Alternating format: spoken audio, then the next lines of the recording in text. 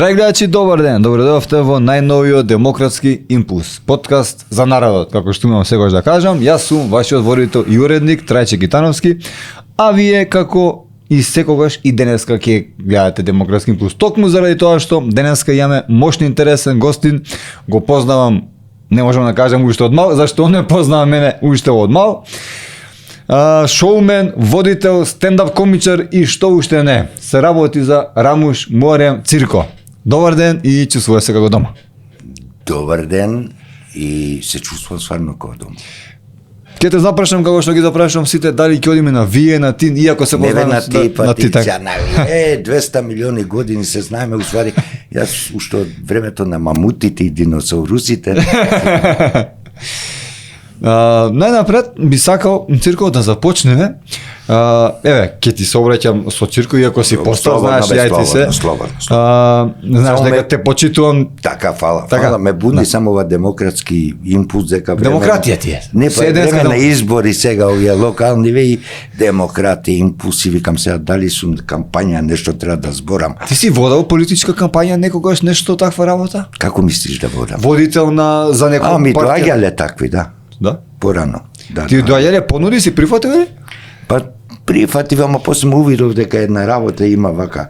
Имам една, како да ти кажам, као не поговор, кад нешто си изнајдов, викам, знаеш, која увидов политичарите како зборат, како ги изобиколуваат вистините тие работи. Да не речеш лажат. Не па вика, и сега дефинитивно го решиме тој проблем. Како го решиме, ќе ти кажам нешто подосна во една емисија, во една национална телевизија, баш ова го кажав, а тоа беше во дуел со Џаро. Бог да прости. Бог да го прости. Џаро во тој период се кандидираше како за градоначалник на град Скопје.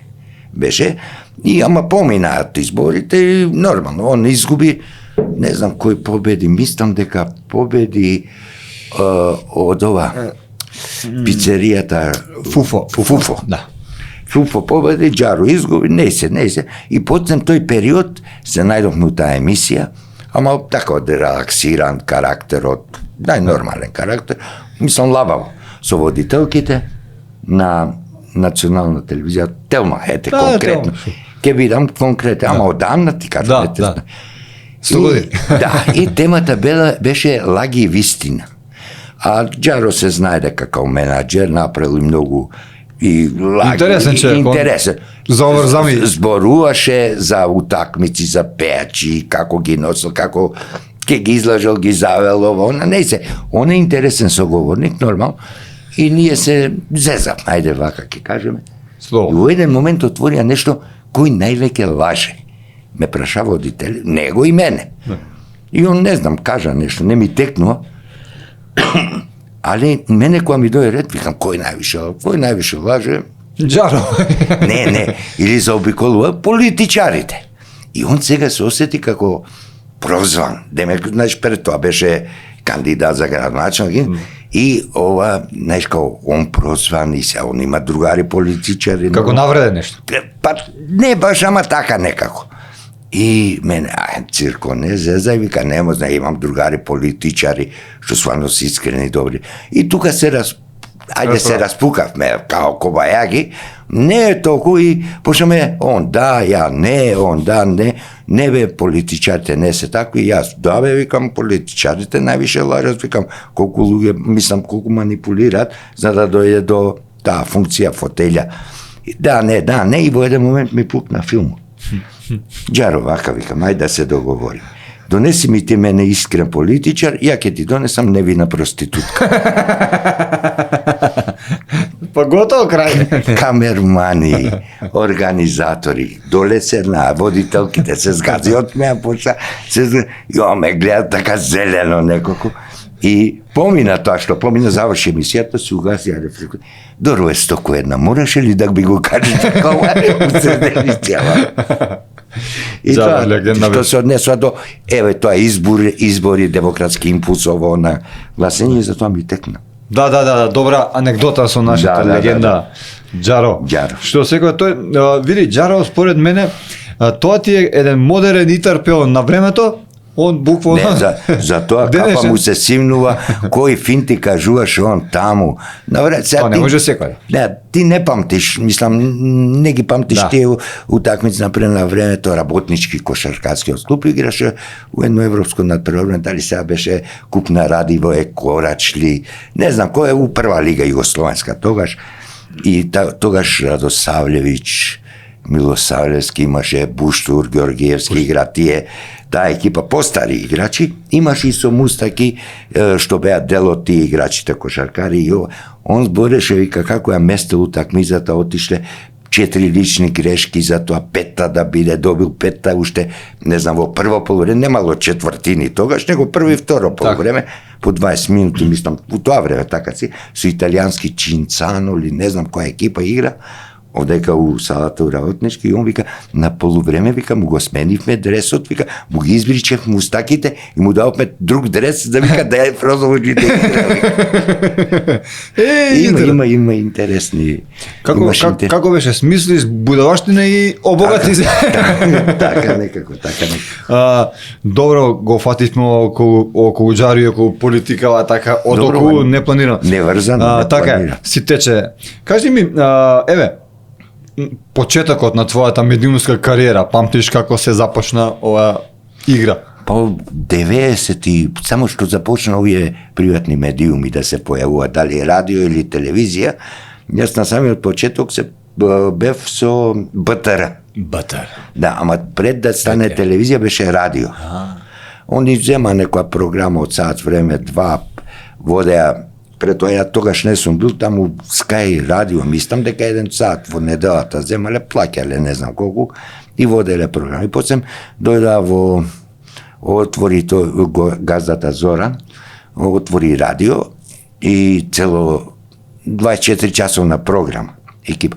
И тогаш ја дојдовам во подоцнешниот период, беа овие браќа, другари, некои таму работеја, после дојдов, тоа беше негде 90-ти, одма после тој краток период, кога се отвори тоа радиото, почна и телевизијата да работи, тогаш, ајде да кажеме, тој медиумски почеток беше, во тие 93-та, мислам дека беше така нешто, таа година. 93-та, од прилика тука некаде. Да.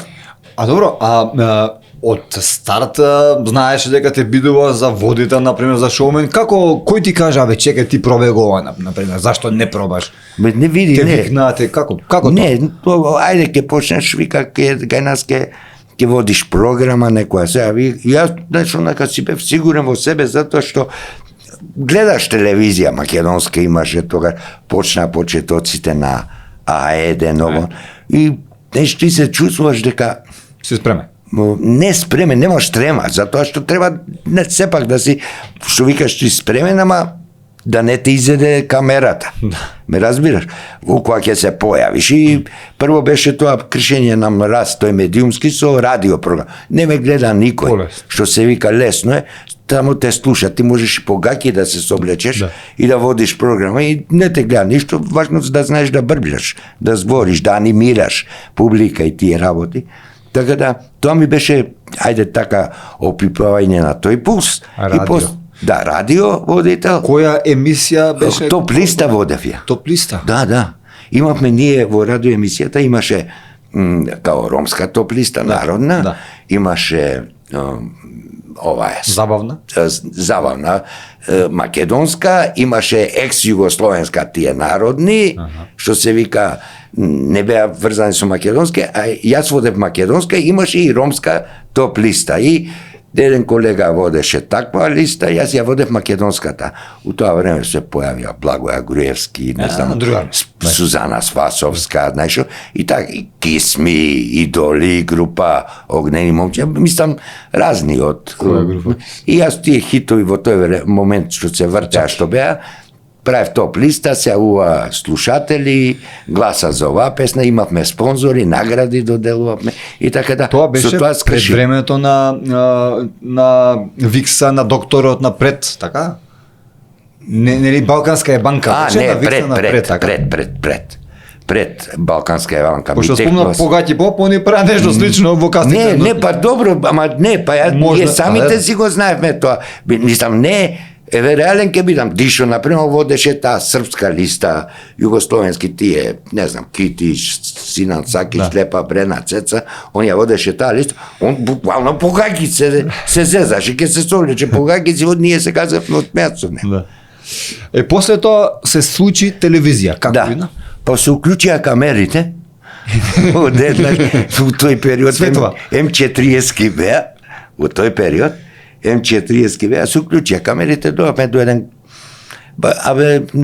концепт, не е концепт, осеќаш те, знаеш, ти ако меѓу другари зборуваш или кажуваш вицеви, скечеви, тие работи, значи, работата е готова. Работата е готова. Камерата ти кажувам само да не те изеде, да немаш таа фобија од камера и ако имаш малку талент и тоа. У тој период исто почнавме ние, кога почнавме со тие скечеви, почна и К15 да си ги прави. Скечевите, значи почнате прво со скечеви, или не? Да, буквално скечеви. Така со скечеви повеќе почнавме. Имавме во неделата една емисија која требаше да биде како, ете така, во програмата на Бедер, да има хумористична со скечеви разни. Ке излеземе, ке правиме концепт, вако, овој скеч, еден план, сценарио, сега не дотично до словце со секој збор, него овој скеч ке го направиме.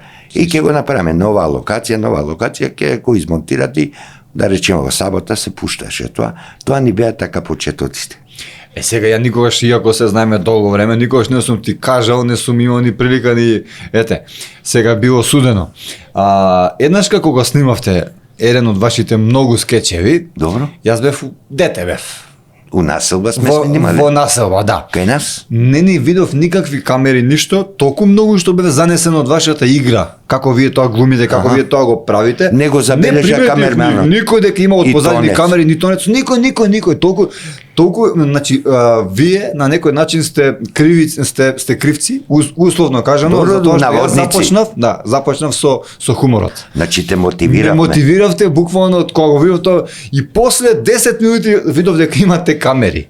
Тешко ли е да се прави хумор? Најтешко е. Види, најтешко е точно тоа.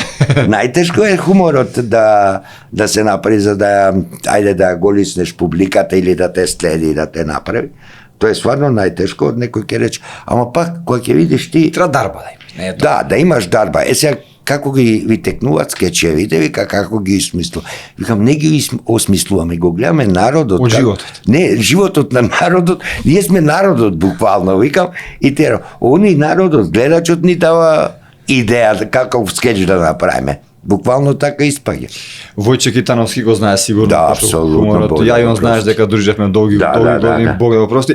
Он ми каже една паметна мисла, многу научив од него за хуморот и ми вика вака: многу потешко е некого да насмееш, него да расплачеш. Апсолутно, се сложувам со тоа. Полесно е. Се сложувам со тоа, со Војче Китановски. Стимале вие нешто? Да. Не сме соработувале заедно, мислам, не сме направиле нешто, но често сме се гледале и сме си споделувале мислења и тие работи, Бог да го прости. Така ќе се најдеме, ќе си отвориме баш оваа тема. Он во последно време пред да почине по градинки, основни школи идеше, правеше некој, ми кажуваше, не само со Војчи, со разни други емитатори, да речем, со Ранко Рангелов, имав соработка чак. Водевме и емисии телевизиски, се викаше секој петок урда јадам. Ама имаше драмска пауза тука? Па мора да се разјасна трама. А види, тоа е во денешно време нешто слично како овие српските медиуми што прават Гранд продукција.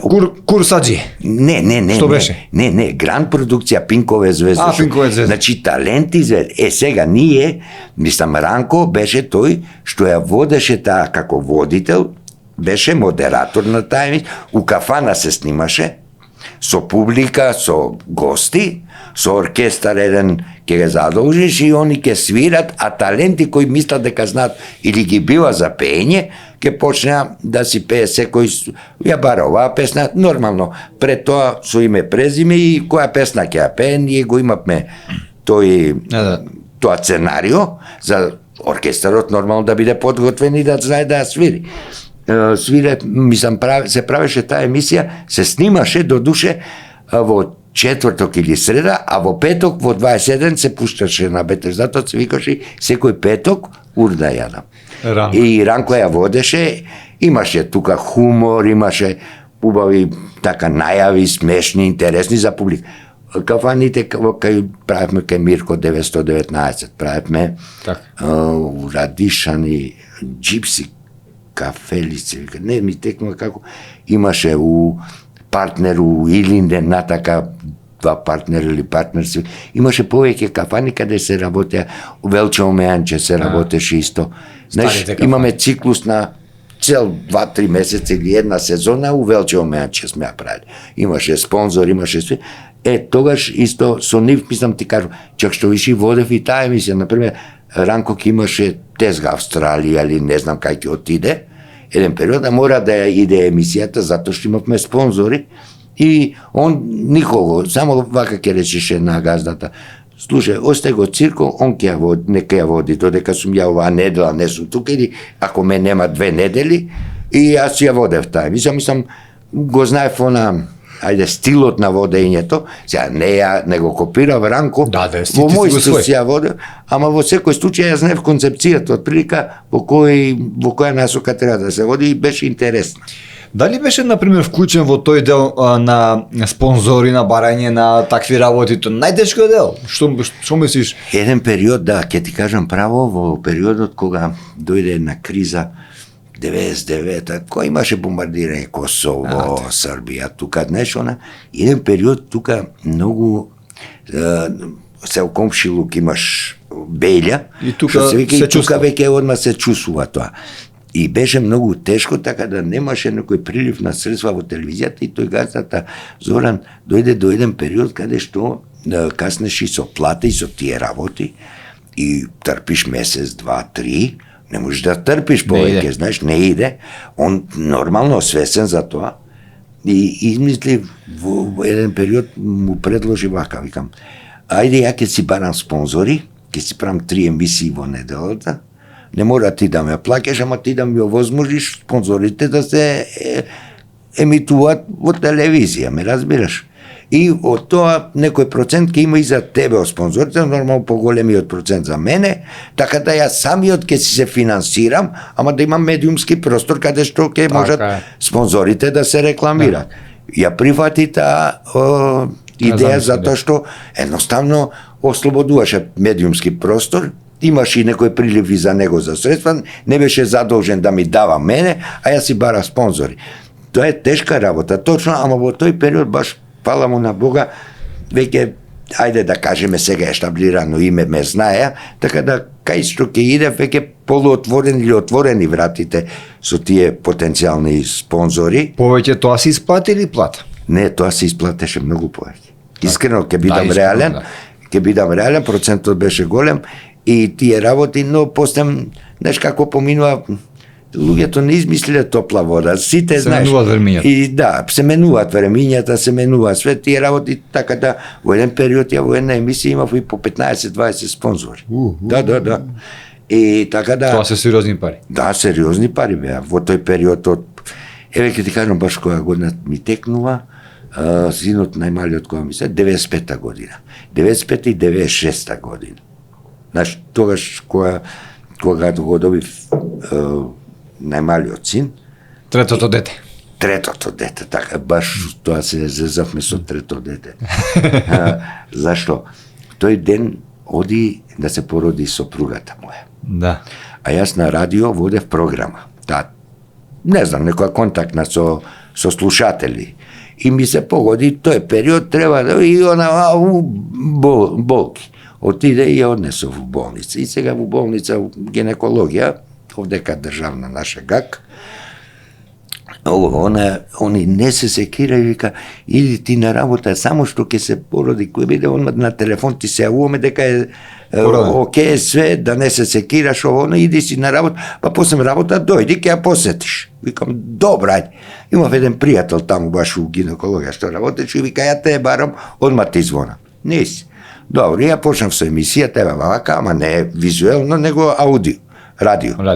И ја водам, слушатели се јавуваат, се зезава, ја не им кажав што е работа, ништо апсолутно.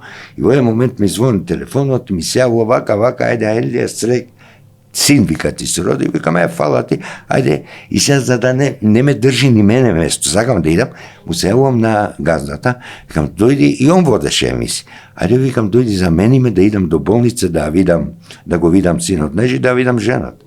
И он вика, сега доаѓам одма, ке те заменам, вика, ајде, со среќа нека ти. И ја станав, ама тоа ми е трето дете, мислам, керката, син и уште еден син. И кога он доаѓа и забелја, и викам, и чути, не отваря многу уста, продолжи си води емисијата и као ништо да не била, он белјаџа, сакаше да ме наседне. Една интересна информација, вашиот водител до сегашен, сега ќе го завенам, става татко, му се роди син. Да, викам, што зборуваш, викам, сега ќе се јавуваат, ќе досаѓаат, викам. Да. И он, ако малку 5 минути ќе правиш, викам, ме задржуваш, треба да идам. Не, и почна, зрн, тоа телефоните да звада, викам, гледај што направи сега, со извинение сега, медиум сме, да не кажи се звон, не, викам, мора да го усереш муавата. Да. Викам, ти, се договоривме, имам као, ајде бе малку око, и почна да се јавуваат, слушатели, фала, честито, ово, и ми се на слушател, како е да се биде татко, вика, родител.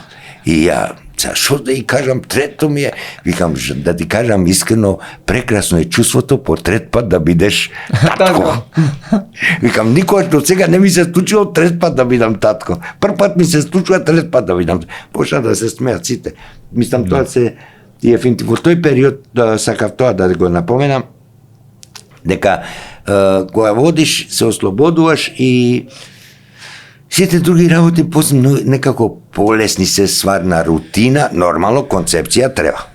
Ова нашата медиумска работа е водителство, ја сметаш за лесна работа, за едноставна, за умствено напорна? Види, умствено напорна. Да, стресна. Поготово животот. За стресна е. За стресна е, но ако ја работи со љубов, тогаш све ти изгледа полесно. Ме разбираш? Многу ти е полесно, не ти... Знаеш, ке дојдаа нови колеги, например, не знам, информативна програма од телевизија ке почне, и ги знам дека ги јаде тремата.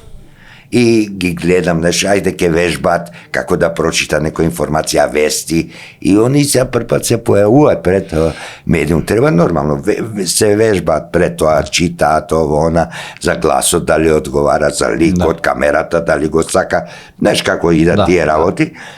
И кога ќе фати ги, ја ги чувствувам, викам, знаеш што, да ве ослободам, ако ја, сега, викам, вие окей сте све, викам, ама зашто, викам, пред камера, знаеш, некако одма се забележува тоа дека имаш. Викам, баталија камерата, не ја гледај камерата како камера, замисли си дека пред тебе има фрижидер или шпорет. Изборваш со шпоретот, викам, или со фрижидерот. Викам, камерата, ако помисли дека е камера, знаеш, те јаде.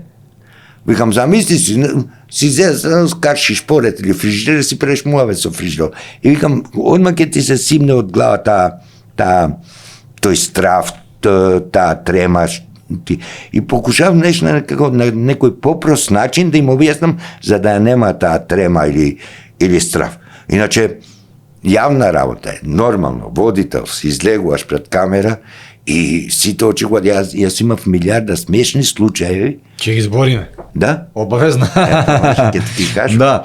Добро, а имаш ли, например, да се да не сакам да те навредам, да се навредиш нешто, ако ти кажам дека ти си еден од најстарите медиумски работници во Македонија, не си ти старец, ама медиумски. Не, стар Меѓу сум. најстарите си? Не, стар сум, чим помин, слушај, рече, нема да те плашам нешто, ама чим ти поминат годините поголеми од бројот на кондурите, рачунај си дека си стар. Добар си.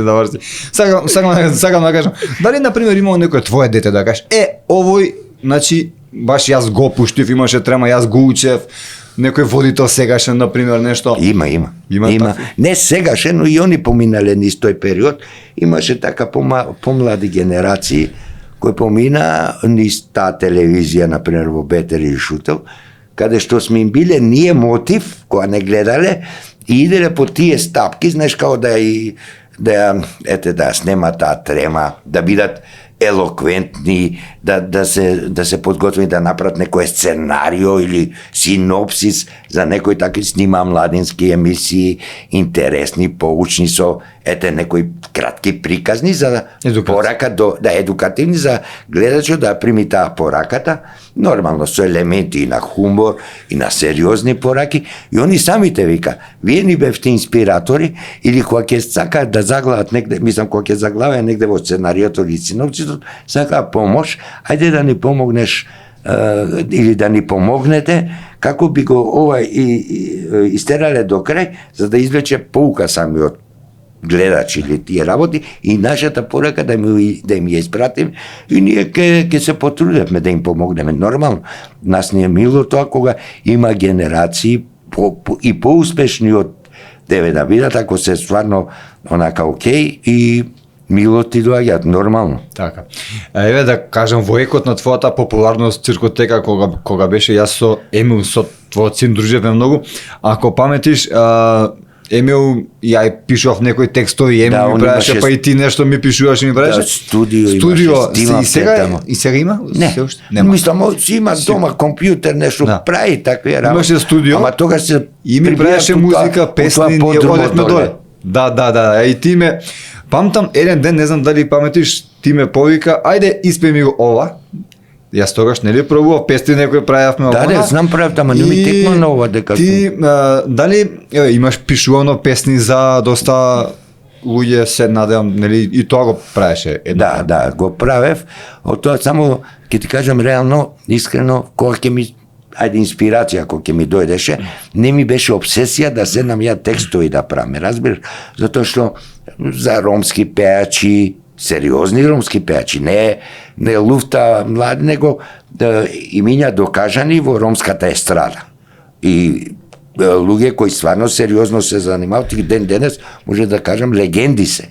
И балкански, и европски познати ромски изведувачи, ти зборам.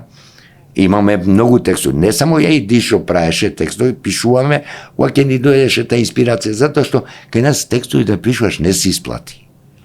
Затоа што него цена тој текстописоцник, може ќе им направиш ти супер текст за некоја песна, музиката нормално е извор, но некако тие текстопици за разлика на Запад или во Србија. Во Србија ќе им платат 2000 евра за текст, така а за 200 ќе ти се ценкат. И затоа јас не ни сакав многу да се форсирам, мислам во тој смисол, затоа што знам не е ни профитабилно, ни материјално ќе се обезбедиш, ги знам какви се што се и затоа не се, но од кеф на некого што сакам да му направам или да му имам убав текст, си мислев убав текст, со убава музика, правевме.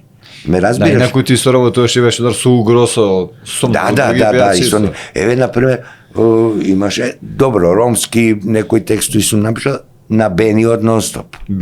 Имаше еден мултивитамински проект, се вика така некако мултивитамин, имаше 2 ромски, 2 српски, 2 македонски, 2 албански, 2 влашки песни, и во тој албум му беше проект. Јалански пишуваш?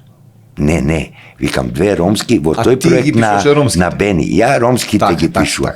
Некој друг му ги напишал влашките 2, друг српските 2, албанските и тие работи. Например, и за него сум ги напишал тие.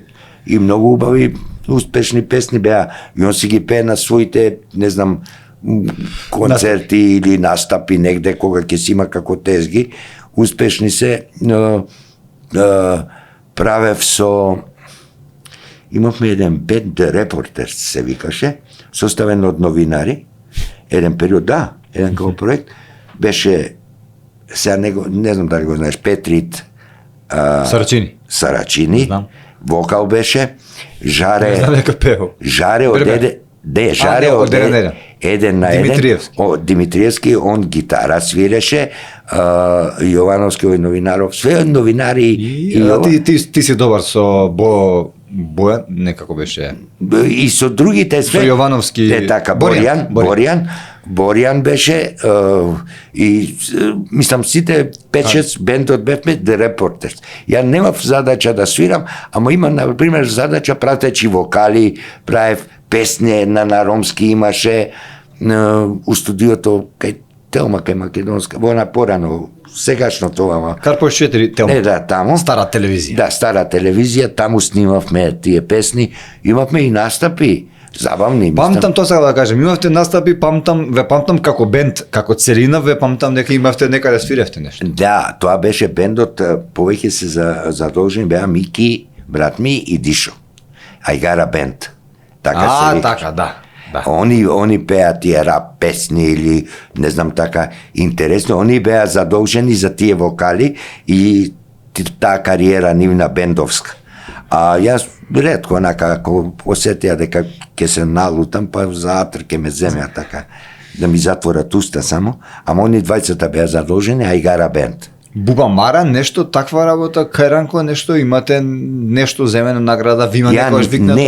Не, него Бајрам Северџан има награда добрено, Колјо, он таму, ја до душе со Ранко му помогнав една година на една Буба Мара, сега не ми текнува која беше, чинам така годината која почина Тоше. Так. Во спомен на Тоше имаше една снимка во Бетер, каде пее Тоше, Ѓурѓевдан Херделези, ја пее, а јас Тоше кога дојде таму да настапува у Бетер телевизија, па за прв пат дојде, тој дојде, да ти кажам право дека ние имавме, уствари ја лично, ќе ти кажам искрено, имав феноменални контакти и со неговата продукција, мислам, екипа и со Лилјана и со него, имавме окей контакти и односи, секојаш кој има настапи, промоција на нов спонзор, не знам, концерт, не знам, нов спотово, она секојаш добива покана и присуствував на ти. Така да изградивме еден добар однос со него и еден ден му зборев, му кажав, викам, вака, викам, да бидеш гостин во Бетер. И он рече, нема проблем, вика, кој ден? Се погоди Ѓурѓовден, мај месец. А он еден ден пред тоа во Словенија снимаше некоја песна, вика да дојдам од Љубљана, тој ден, као у понеделник беше емисијата, вика, у понеделник си доаѓам и ако стигнам на време, доаѓам во студиото. Огнени момчиња свира, кој ќе биде, и он ме замоли из ова. Дај ми ја, вика, Херделези и Ѓурѓевдан, ама рефренот на ромски, вика, да ми го искуцаш, да китам, да, текстот, рефренот, барем да пеам на ромски, да шон си пее и ке го види текстот залепен до кавера и ке знае, викам, важи. И така се договориме, така му го направија текстот. Имаше тој настап и на Бетер, таа Ѓурѓевдан Херделези ја испеа и Ранко ми ја побара како една песна која испеал и на ромски, ме разбираш, таа Херделези, таа снимка, ја земав во телевизија и му ја однесов и за време на Буба Мара, кога беше по спомен негов, беше емитуван и тој спот на видеобим таму за време на Буба Мара. Ранко, награда не си му дал на човекот. Ама не е прв човек што ти помогнал да не му даш награда. Се знаеме. Ај мене што не ме вика, ама тебе. Добро со Ранко, добро. Ранко, од Карпош 3. Така, сега сакам да спомнеме малку околу Циркотека. Циркотека тебе на некој начин те вивна, тогаш беше најпопуларен. Па да, интересна беше, види, пази, таа беше зезанција. Ти го смисли концептот? Да. Зезанција квиз. Не беше тој нешто, спонзори, има награди големи, што имаше кило кафе ке се даеше таму, не знам, ручек за двајца у некој ресторант, не знам, символични беа наградите. Но финтата на самиот квиз беше тоа што прашањата беа повеќе толку лесни, но во секој случај за да им се даде тежина и на хумор и на зезанција. Потешко да утнеш не. Да, и ја да не ја правам зезанцијата, ќе ја направи самиот гледач. И јас така, например, ги смислува прашањата, затоа што Циркотека, тоа беа 9 букви, и позади секоја буква се криеше со некое прашање со 3 опции на одговор. Под буквата Ц се криеше прашање со опција на 3 одговори, АБВ, под и да речеме друго прашање со АБВ одговор. Стилот беше пример. Се јавува гледач и здраво, што пришвамо таму и се отвори буква која сакаш и карикирам, сега Р. Отвори Р и под Р се има довршија поговорката село гори и се пода. Баба се чешла, под Б тетка се депилира или под В стрига се андулирали, не знам, се лакира. Такви финти одговори беа. И нормално дека сите ја знаат село гори, баба се чешла или тој одговор. Сега овие, ама има некој, сега да не ми се налутам, ќе се појави некој пациент таков, така што не сакајќи ќе дојде до некој лапсов одговор, потоа го паметеа. Те молам, сега е веќе време да кажеш некој од пациентите, што се некој така да се Затоа ти рекол, специфична е работата на водителот. Не знаеш со кого си имаш работа, кој е позади на телефон. Так. Ти тебе камера те лови, ти си ујавно све, он на телефон фраере. Или фраерка, без разлика, машко-женско кој е. Он може да биде шизик од таа страна, затоа што некој не го гледа, само го слуша. А ти си пред јавноста, пред сите. Имаше повеќе. Но една што секаде ме прашува, и тоа беше циркотека од 6 до 15 до 7, таму 45 минути траеше, ова сакам да го искористам. Prime time. Редовно ја гледа Тони Михайловски, Игор Џамбасов. Немаше емисија Ја те гледав, сите те гледав. Добро, сите те гледам, ти кажам, немаше емисија да не ми се јават. Добро, кој беше овој што ти се јава? Бе, откај знам ја, телефон е тоа, цево, ја не ги барам, они звонат. Ама како можеш така да се газеа смеа они? Одма, после ова емисија мора да ми се јават они да се слушнеме, да се координираме, да се смееме. Не се.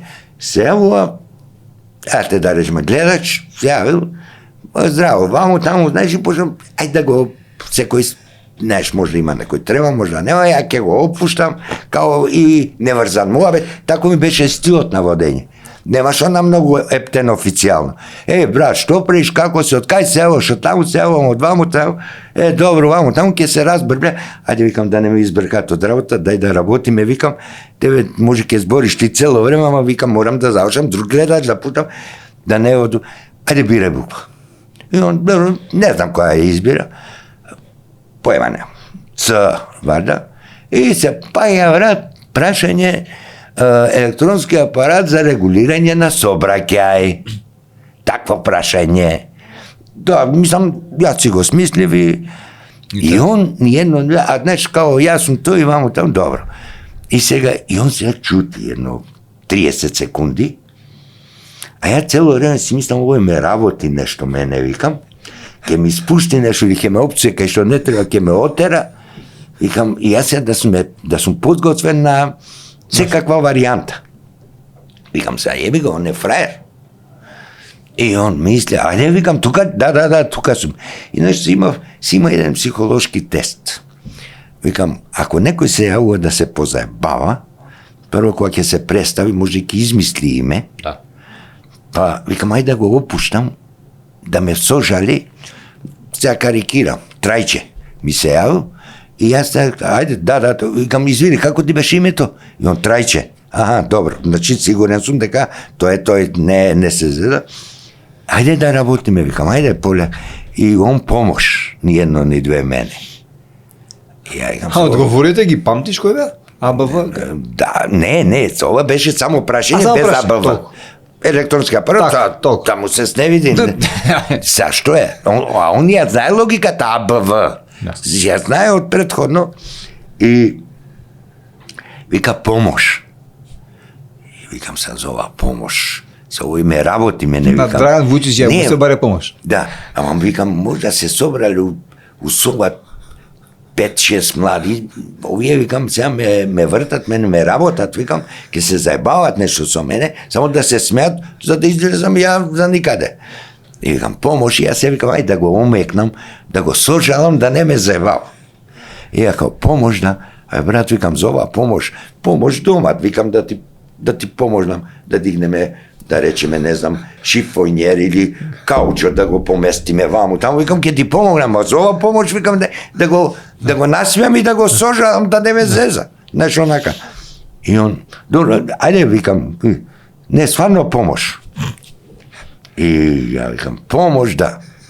Ајде викам што да ти помогна? Ајде црвено, жолто, зелено. Што да ти кажам друго, викам помош. Значи ја така му кажа. И он се па мислам дека е црвено. Ја застана, вака ова почна вилицата да ми се тресе. Камерманите што беа легнаа доле, жими се. Они легнаа доле, режија легна доле, сите се газат од мене, ја пред камера стојам, мене ми игра вилицата, а срам ми е да се насмеам и не ми е пријатно.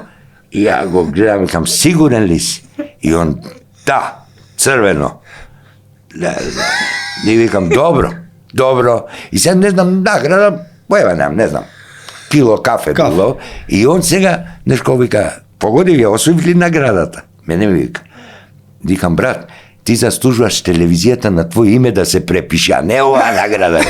На твој име газда да си на телевизијата, да се напуниш со пари, викам. Фала ти, брат. Фала што се јави, она, ајде, чао, те чекаме да дојдеш, викам.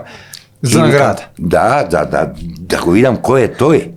И он, добро, окей, и ајде идеме со реклами, знаеш, не можам да издржам више ова, овие се вртат доле, се валјат од смеја, абе станете, викам, ајде идеме со блок реклами, да можам ја да се... Па што направам? И они пуштија реклами, некако джингал, мингал, нешто, и почна да се, кој беше пациентов, викаме се.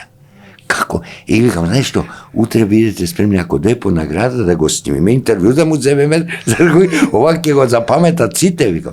Знаеш, почнаме да се... Не дојде да ја подигне наградата, дали му кажа ле, не знам што беше. Мислам, не трече, тој е еден мал дел. Имало и повеќе дел со тие... Например, имав одговори, не знам, да речеме, не знам, ете, китот, или, не, чекај, не ми текнува, во кој род на животни спаѓа? Цицачи, имаше таков одговор, китот и така мислам дека беше, во кој род на животни спаѓа? Цицачи, дудлачи или пушачи? Тако водо. И ми се јавува и викам, добро, ајде кажи сега, неш, и он као помош мене ми. Викам, како да ти кажам помош сега, па пушач, дудлач ли е китот, викам, да си мислам у себе. Викам, добро, ајде ти, што си? И викам, ајде ти во кој род? Знаеш, и он, па во пушам цигари, не се згадим на свето. Како е пушач? Човек си, викам, да, па во кој род? И он, пушач, абе заптал за тоа. Имаше многу финти во таа циркотека, ама истеравме 500 и нешто емисии, да. Тоа беше фактички пандам на вашите 5 минути. Да, после ми испадна, да. Драган Вујчич. Да, Драган Вујчич после ми имаше еден. Вие бевте први, пред него. Да, па запамтат тврда гледачите, мислам, онаја циркотека почна, после се појави тоа на Драган Вујчич. Исто и кај него имаше смешки, али во таа насока така беше, ама ние бевме пред тоа. Мислам, колку ни фалат сега такви емисии, такви? Нема сега па и такви работи. Не бе се појави вештачка интелигенција сега, за нив банални ќе бидат ваквите. Са не можеш тоа да ги. Ќе опраша одма ChatGPT. Да, се јавува. Одма ќе барат на. Мислиш дека не би имало сега драж такво нешто? Абе не, во тој период беа интересни тие. Мислам ја дека беа интересни. Мислам дека бе и луѓето самите зборуваат, кажува, стварно можда прости све тие работи, ама им беше интересно на луѓето. Денес знаеш како тие медиумите, и социјални мрежи, и ваков начин, и онаков начин на комуникација малку веќе во друга насока. Јас Цирко не би рекол дека беа прости, него знаеш како има една паметна, интересна мисла на Драган Вучич, кој као што кажа, го памтам и тоа е така, што велеше еден пријател, Бог да го прости, не може никако поинако да биде, а тоа беше јас му го дав на народот тоа што го заслужуваше. Немаеш ти на значи да му дадеш нешто, заради тоа што знаеш дека за него поготово имаше многу смеи, многу селјак, па вако, па тако, а он го правеше само тоа што сите што луѓето го бара. Го бара народот, зашто он, мислам, мене ми беше стварно, зашто некои пријавки што се вика, некој така имаше изрази во кои сме, ама луѓето го бара тоа, самите луѓе го бара тоа. Така е, така е. Апсолутно. Да те прашам, дали си, например, политички определен, дали си имал некои сопки од некоја партија, нешто да... Не, затоа што рече, не сум бил толку зацапан у политика, така, мислам, и со сите политичари, со голем број, сум окей, апсолутно. Не се врзувам многу за, не знам, партија, не знам, ваков или онаков. И вака, пошто и со медиум се занимаваш и ти, тоа е многу лесно да те обележат и... Трмо здраво много. Тоа е тоа.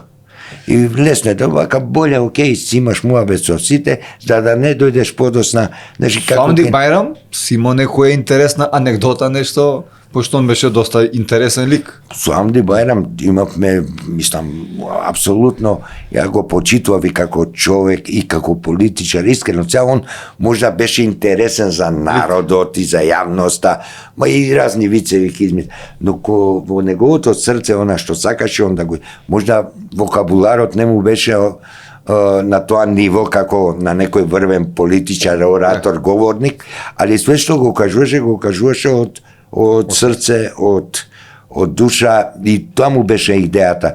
И ја го почитував и како човек пред се, и како личност, па и како политичар, затоа што он пази, он секој збор што го кажуваше имаше своја цел.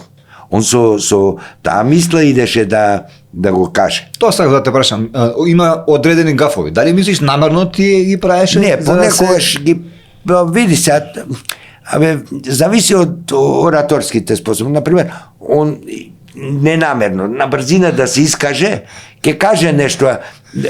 Имаме еден период таму во Шуто Ризари, правиме забава, ја брат ми Дишо Мики, као пензионерски подрумски простори го украсиме и тука доаѓа младите.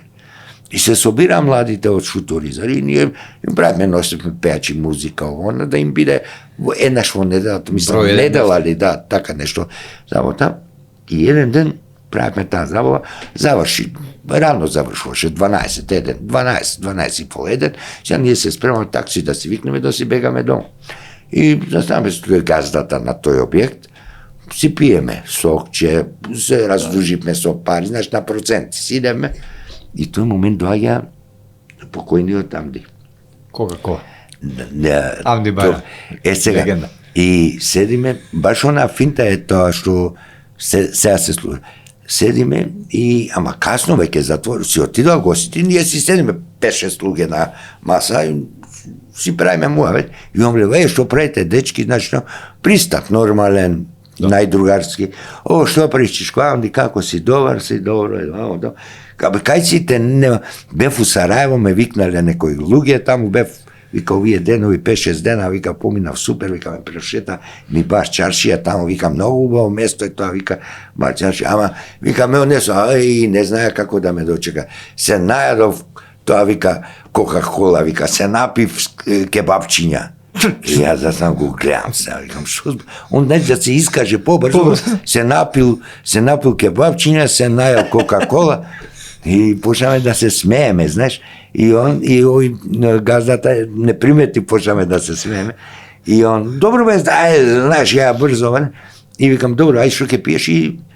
Кебапчиња? Не, викам, шо ке пиеш, имаше Миранда. Миринда, да. И му сипавме и он, знаеш, бада уморен, жеден ли шо, се напи, знаеш, и она, го освежила. Знаеш, ова Миранда најболја Кока-кола у свете, вика. Па почна, не може да истрпам више тука. Знаеш, он, да си го искаже, тоа на брзина и... Не сакајќи. Знаеше да направи некој лаг. Тие, ама секоја финта, мислам, оние пораки што сакаше преку собрание, одговорница, тие му беа со умисла. Стварно, да испрати некоја порак. Мислам, лично, еве, ја ќе ти кажам една интересна тушка со него. Додека беше пратеник во собранието, нели имаше собраниски канал и седница на собрание, пратеници, овој ќе стане, ќе зборува, ово, она. И еден период, нешто, јас си го ценев него, сварно, мислам. Па зашто не? И сега пред некој, он седи во тие, како пратеници, си седи тука, позади, ама варда уморен ли, не знам појма, немам, и еден пред него пратеник, сега не ми текно, кој стана од говорница, не од една говорница, него од место. Ама додека зборува, кадарот од камерата го фаќа и него позади, а сиротиот, он уморен, почна и си дреме, вака се спие. И сега го гледаат сите, цела македонска јавност, тоа собраниски канал го гледа. И викам, сега ќе му извада што се, викам, вицеви на него, спие за време, неш, а јас... Тогаш и К15 се снима од собрание и постоја случај. И викам, сега ќе го зезат, викам, човеков, знаеш, и ја му звонам, го има в телефонот, него и му звонам. Знаеш, на средона, и се гледа и он како вака дреме, спие, знаеш, сега да го слуша в телефон и знаеш, вику собрание, знам, викам, ама отвори очите, те фаќа кадар, викам, у камера, викам, кадар, отвори очите, ке ти се смеат луѓето, викам, не се зезај, разбуди се. И он, добро, фала. И бап, затвори. И нормално, мирен веќе седи. Нешто сега, што да правам, морав, викам. Не, се помина тој период што помина, и еден ден пак исто пуштаат, она, и он мене као тогаш фала ти многу, знаеш, ово на што ми се јави, знаеш, да не би... На удар ке биде. Да не би смеа. Да, смеа ке беше. И после ми месец дена или така, не ми текно, пак загледав нешто собрание, го гледам и него, ама сега, замисли, цела салу собрание, он со наочари за сонце црни, он усвари спие да не го видат дека... Паметен за сетил. Одма му текна, наочари за сонце, си стали, си гледаш, не го гледаш и дали спи или не спи. Викам, види го фраер у сала, викам, наочари за сонце, ама знаеш што е финтата? Војче носеше ночари за сон, добро, пред камера, пред он. Да. Не спиеш, ама си ги носеше. Да, ама ова викам... Имаш прекрасни анекдоти, намерно ти ги спомнам овие ликови се ведети на ромите во Македонија, и ти си еден од нив. Можеме ли да спомнеме, например, збор за Есма, дали имаш нешто, например, за Вели Мумин? Вели Мумин е драг пријател. Да, се знам. Мене, некои такви интересни анекдоти за нив, вака некои. Па да бидам реален, искрен, мислам, јас имав со контакти со Вели Мумин и со Есма. Еден период, не знам колку се информирам, БТР беше во просториите на сегашниот сега за несреќа таа пропадната куќа што треба да биде музеј на Есма, музеј на уметноста, кај современа уметност, музеот што е карши таа куќата голема, ако си бил, сега пропаѓа таа куќа, двоспратна. Тука ни беа студиото на Бетер, скоро една година, тука имавме ние секојдневни контакти, кога немаш она, да речеме, концерт или негде, ако беше во Скопје, во Македонија, тогаш секој ден се гледам, ама да бидам реален, искрен, онака чисто јас ја почитувам и како величина, и како жена, и како хуманитарка, така да немаме некој обични муавети си ги имаме, најнормални. Ме радуваш, не на некоја дистанца. Приватно, каква жена беше? Непосредна, ќе ти кажам право. Непосредна, чак што више, јас се изненадив, еве сега ќе ви кажам една интересна работа. Јас се изненадив од нејзе. Бевме цела екипа. На камермани, водители, сниматели, тонци, телевизија кај нејзе. Говориме за Есма. За Есма збориме. Кај нејзе во подрумските простори беше тоа телевизиското студио. Како подрумски. И тука бевме секој ден комуникација. Еден ден, на самиот почеток, беше, кога, да речеме, првите 2-3 недели, И Мило, што правиш, знаеш ово, она. Така ли кажеш? Да. И што правиш, викам, добар. Слушај да ти кажам нешто. Океј, ја овие другиве деца не ги знам многу, вика. Ама, вика, тебе те знам. Кога си гладен, кога ќе ти се јаде, вика, кога ќе ти се, сакаш да се одмориш, малку да се, не мора, вика, да се, гладен си, иди, се викаше снаја и Беза, на Симеон, сопругата, Симеон. Само да кажам, на синот незин? Да, синот незин, да, сна незин. На Беза ки побаре слободно, вика, за јадење имаш горе, кога ќе, не бе, викам, мајче, ја мајчец ја викам. Мајче. Не бе, мајче, викам, зашто, слободно, јас со тебе се осеќам слободно, и вика, затоа што ти си мој човек, вика, моје дете. Па добро, викам, сите, не, вика, ама ти знаеш или не знаеш? Јас се застанам, што? Јас и татко ти сме братучети, вика. Што збори? Јас ја гледам, никад дома не сме направи дека сме роднина на татко ми. Викам, не знаев. Па вика, или праша мајка ти по име, ја вика мајка ми. Праша мајка ти, вика, ќе ти кажа. Ја памтам јас мајка ти. Да, ме види. И вика, праша ќе, баш интересно ми дојде, ја доаѓам дома, вика, мамо, вака, вика, Есма ми рече, да, вика, братучети се, вика, со татко ти, вика. И тоа, втори мислам дека беа, роднини сте. Вика, викам, откај знаеш, викам, не, она ми кажа денска, вика, врска не. Да, вика, и она ми објаснуваше после со татко и на татко ми некои родни, први братучети, они Есма и татко ми као втори братучети биле. Гледај твоите колку биле скромни, Есма која е во Србија, во секаде беше, значи Есма беше едно. И пази, она ми кажа. И они ништо не ти тебе спомнале? Не ми спомнале, мислам, спомнале. Але види, не се фалеле, сакам да кажам, да ти е... А она ми напомена нешко, и тој на тој начин, тој ке јадеш ти, моје дете си вика, нешко, ако сум гладен, јас слободно кон моја куќа да сидам слободно да јадам, например, на вториот, третиот спрат ни беа. И ја тогаш прв пат сватив, уствари слушнав од нејзе. Јас ја памтам мајка ти, но за жал не го памтам твојот татко, иако имам слушнато многу приказни, една од нив, заради тоа што знаеш дека во исто мало бевме, како дете сме таму. Татко ти, кога доаѓал дома, со музика доаѓал, со тапани, со зули, сите знаеле дека доаѓал дома. Можеш ти да кажеш некој нешто? Добро. Весел човек ли? Не, весел човек, он беше харизматичен доста. Неговата работа беше специфична. Во тоа време на екс-Југославија си работеше он како сега стюард, домаќин на спални коли, во железница, сакам да кажам. Значи, железница, како нели има вагони, прва класа, втора класа и има тие спални коли или коли за ручавањето. Сега таа секоја спална кола или кушетка си имаше свој стюард, домаќин, одржувач на тој вагон. Затоа што не можеше секој во тој кој ќе се купи во тој некоја VIP класа. VIP класа беа. Тие во тој период, сега се авиони си патуваат, ама во тоа време престиж беше во тие спални коли или VIP коли, затоа што тука спиеш, можеш да јадеш, да правиш. Он беше стујат домаќин на тоа му беше работната задача, цел живот тоа го работеше во македонски... Патник. Се шета патуваше низ цел свет. Шетан човек. Европа ја, мислам, тоа работа му беше, ме разбираш. Така да, он имаше комуникација и комуникативен беше. Али беше едноставно така харизматичен, сакаше со сите да има дружба. Тоа што викаш ти кога ќе му текне, ќе знаеш со музика да си тој. Знаеш што правеше често се ќе ти кажам.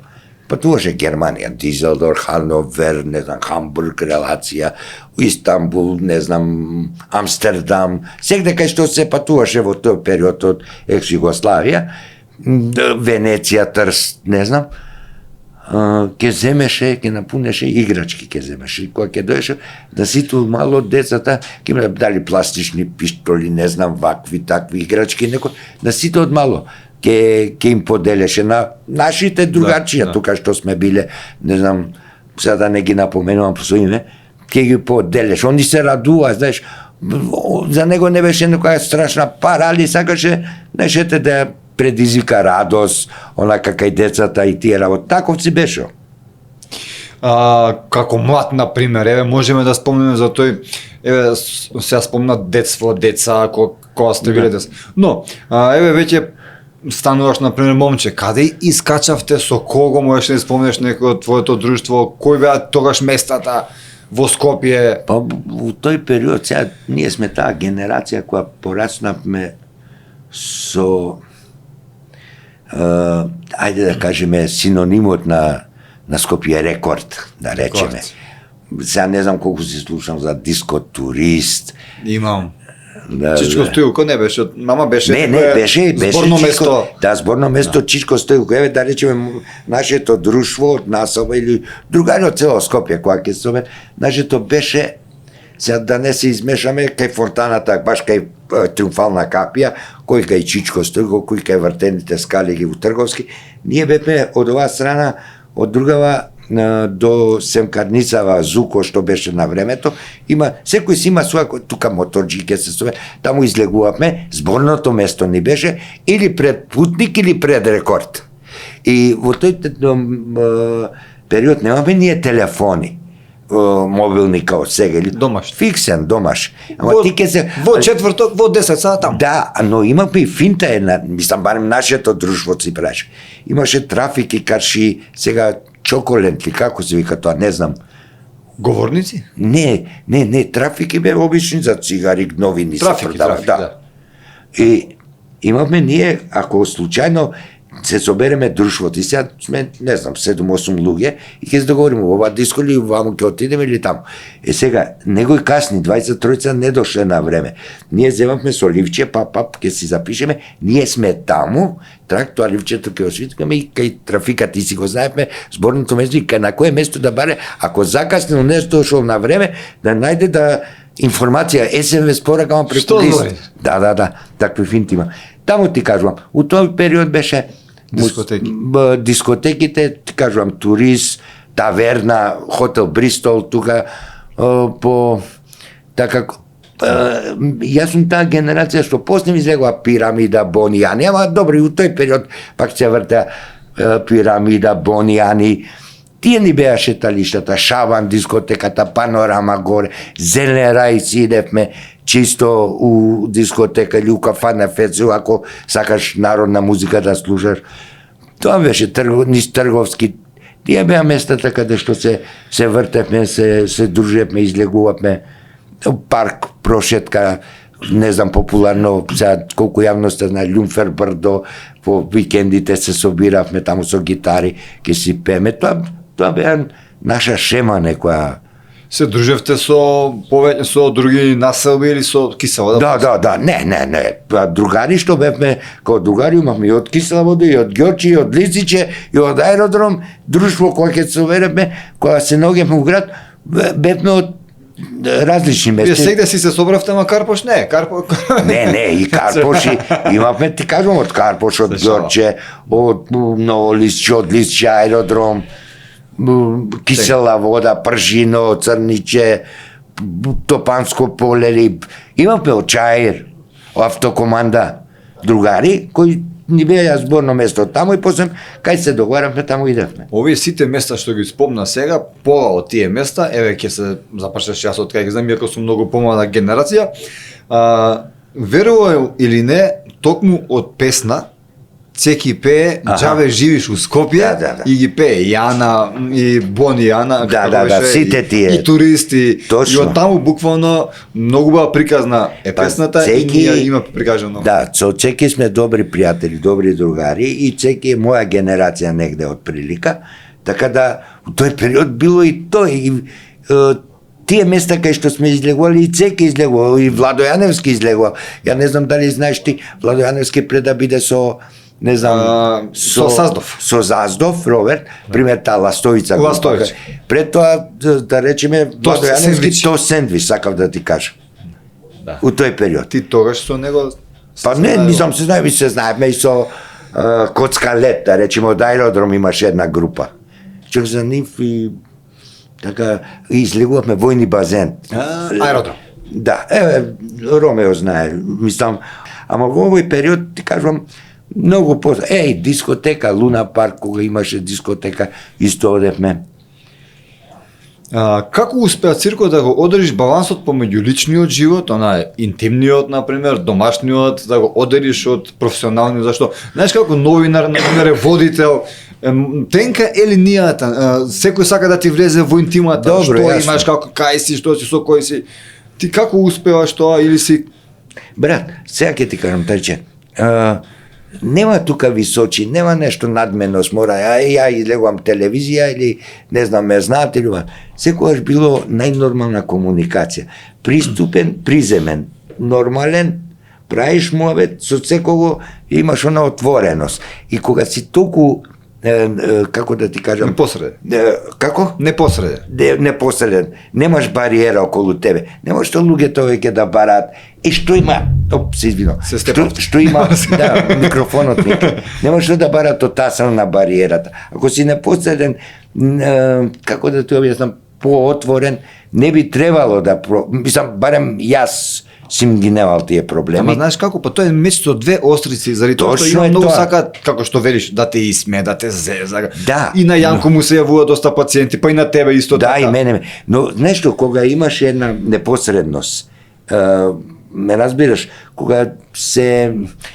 Ајде, не им продаваш И чалма. кај мене ги има тоа сега, исто така. Да. Се јавува се. Тоа да, ама во секој случај, се трудиме колку толку да бидеме, не се трудиме да бидеме, него сме обични луѓе, обичен човек со сите своји и слабости и убави овие врлини што се вика. Сосема на крајот би те запрашал, овој разговор ни помина буквално вака, дали тоа што кажам многу приказни, ексклузивни, што до сега не се ги кажал никогаш.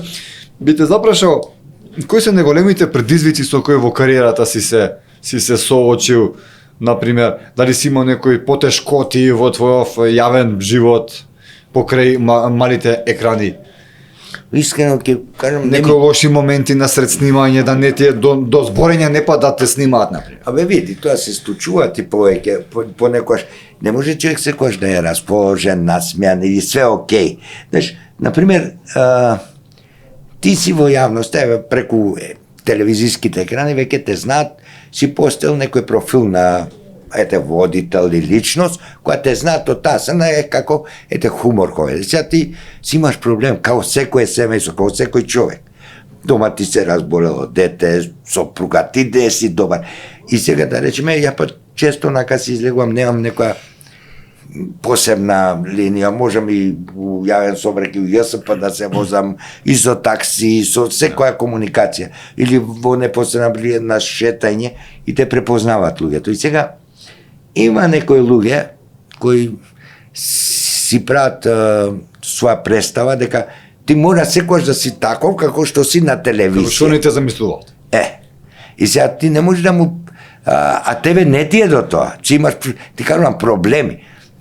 Не си ја платил ратата, ти си ја пет пати од банка, абе која ќе ја враќаш или ти е сега тоа е проблем.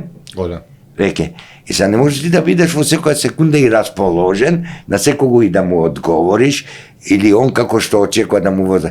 Тие се ајде елементи на потешкоти кога се, како да ја избалансираш таа работа, се трудиш колку толку, но не можеш на секого да му објасниш, не ми е до разговор, жив ти све батали, остај рад малку. Така. Не можеш. Ке најдеш некоја формула, таму на некој начин да ја избалансираш работава, така да не му оставиш и него па лош печаток или некој мислење лошо. Но во секој случај не сум доаѓал ептен до такви ситуации, али се случувало и такви моменти. Многу ти благодарам што ни беше денеска гостин и ти посакувам добро здравие и нормално да ни дојдеш повторно тука да си направиме еден исто така лежерен ваков прекрасен муабет. Се надевам дека тајче беше окей муабетов. Ти благодарам. Ти се допадна ли? Да. Ти благодарам за поканата. Поздрав за тебе, поздрав до екипата. Феноменални сте. Чак не ме остигна рат ни вода да се напијам. Тоа Што сакам беше да те све прашам на турбо. крајот, како ја оценуваш мојата работа? Дали ти се кажи ми некој па може и замерка што да се поправи? Не, све е супер како тераш, многу си ми интересен и како лик и како меду. Те знам и многу те бива како џандар од Миле. Те бива исто и за водител, знаеш да ги поставиш прашањата, знаеш каде да што се вика да процениш моментот во кој момент да ги поставиш тие прашања, така да ќе ти посакам многу успех во твојата кариера и во приватниот живот нормално. И пред се, ја викам дека тука нема да застанеш, ќе бидеш доста уште по фул и со гости и со рейтингот и нормално како водител и како она што ти е љубов, тоа што викаш ти за скечеви и тако, и за тоа те бива. Многу ценам затоа што, знаеш, кога ја глумиш, или као ноншалантно, или, знаеш, на лабаво, као, али добро го прикриваш и многу успешно е тоа. Знаеш како? Еднаш мене, ова на крај само ке ти кажам. Да, баш сакам да знам. Не, на представа театарска беше сериозна, мислам сериозна, таа беше комедија и театар сум правил. И ја следеше, не знам дали си слушнал за Рахим Бурхан. Рахим Бурхан е прочуен ромски режисер театарски. И се он живее во Германија и работи таму во Германија, со Пралипе театарот. Брат му на... Како се викаш? Не на Неджо и... не. Не на Армен. Тој е актер. Тој е актер во Германија. Се актери. Да, Ево, тој театар, тој режисер. Така, ја се помнам. И Рахим ја гледаше таа представа, и се сакав ова да ти го кажам, за да те асоцирам на што сакав да ти кажам. Ја одиграв улогата, се смееше публиката, нормално, нема голема улога ја таму. И не ми бев главна, некој епизод, така. Не си. Кога завршим представата, се намекал тој организаторот, но не се навече. И мене вика, Цирко, знаеш што, ти си, вика, актерска проститутка. Викам, шо ми кажа, бе, викам. Сега си мислам, жими све. И викам, зашто, бе, Чичко Рахим, така ми вика. Не, вика, маживо, ова актерска проститутка. Викам, што значи тоа? Убаво и се продаваш на публиката. Како актер. Многу знаеш убаво да се удвараш и да се продаш на публиката, вика. Знаеш како, вика, се продаваш и убаво се удвараш. И јас сега го... Викам, Значи, тоа ти сега мене ми го кажа. Чекай, како да го сватам? Како комплимент, вика, тоа е тоа. Знаеш да и се продадеш на публика. И ти убаво со тие... Керефеки, тие мимики, тој муавет, ти убаво и се продаш на публика, ти да продолжиш така. Ти во многу... Не ти рекол актерска проститутка ја. Само така споредба ти. Така. Не пој да кажеш така кога ми објасни што те асоцира, тоа е комплимент. Така е. Ти благодарам од срце. Јас сум како дете сум учел нормално од тебе. Еден од ретките ти беше од кој сум учел водител, например. Па и комичар исто така, Војче, ти така да ти благодарам многу, посебно од лик како тебе што ми го кажа ова, ми значи многу што сум човек како тебе што сум учел од него. Да ми кажа некој што буквално не ми значи ништо, значи едноставно би му се заблагодарил. Ама од тебе ми значи, фала ти многу. Мило ми е трече и нормално знаеш и од малецок те ценам без разлика и пак ќе кажам, ти посакувам се најдобро во секоја смисла од зборот, во животот, во кариерата, во работата. Драги гледачи, Рамуш Муарем Цирко, тоа беше и се надевам и верувам и знам дека ќе ви се допадне овој подкаст, а вие знаете дека треба да го споделите како би допро до што поголем број на луѓе, да стиснете лајк, зашто ќе ви се допадне и се гледаме во нареден подкаст.